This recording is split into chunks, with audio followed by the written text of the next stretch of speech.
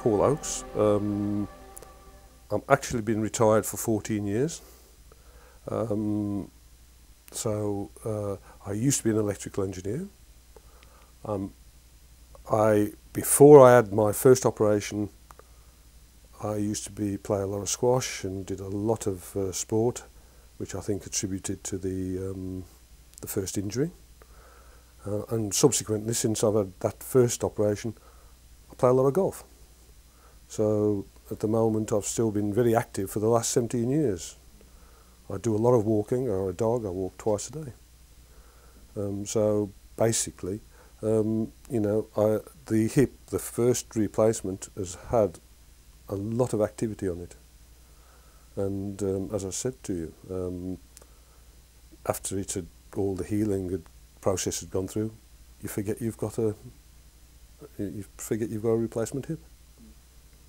It was quite a lucky set of circumstances, really, because as I said, I played a lot of squash, and I suddenly started getting this rather nasty stabbing pains in my hip, and I went and saw a consultant in Kidderminster, and he said, "Oh, I think I know what's wrong with that. It's a little nerve that's trapped in the joint. We'll just do a little operation, take it out, and you'll be like new. I'll just send you to have an X-ray."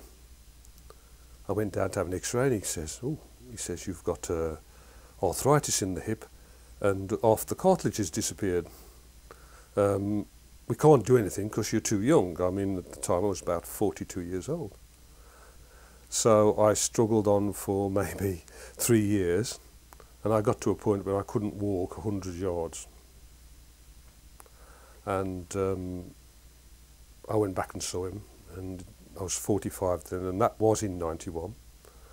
And he said, "Oh," he says, "I still can't do you." He says, "You're too young.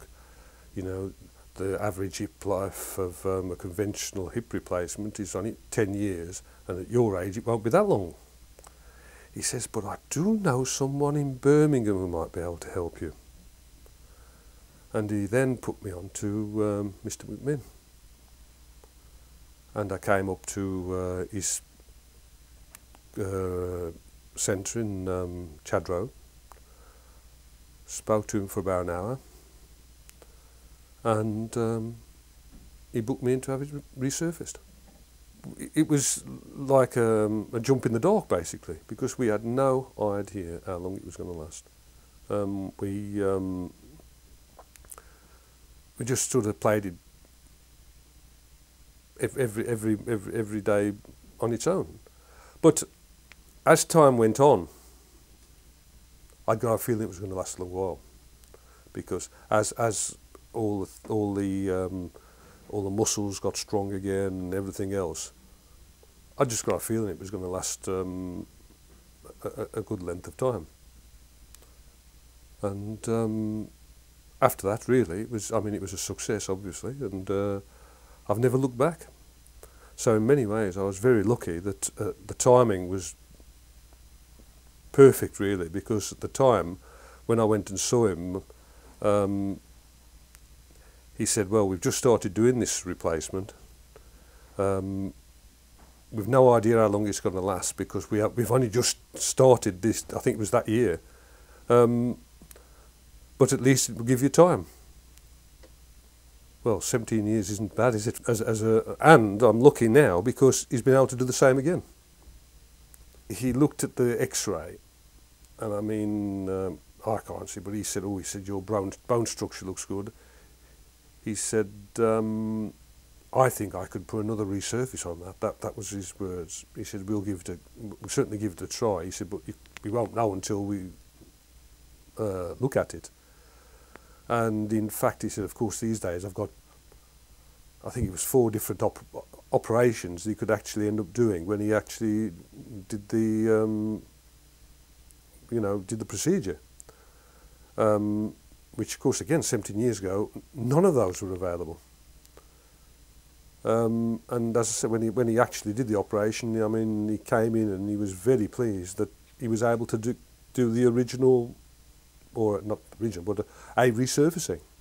It's obviously depends from where I can from my knowledge of it, which is I'm certainly not an expert by any means, is that if the hip that you've got is capable of having a resurface, then I would go for that every time rather than having a conventional one, because it keeps the options open, and I'm a great believer in keeping your options open. You know, I mean, once you've lost the knuckle of your hip, that's it. You know, you can't put things back. I mean, you can always, it's easy to take things away, but you can't, you know, you can't get glue and put them back on. So I'm a great believer in, you know, keeping all your options open, and that's really what it's doing. It's giving you an extra option. And I mean, what you've got, I mean, obviously I haven't had a conventional hip, so I can't compare. But if my first one lasted 17 years, that's not a bad record, is it? You know.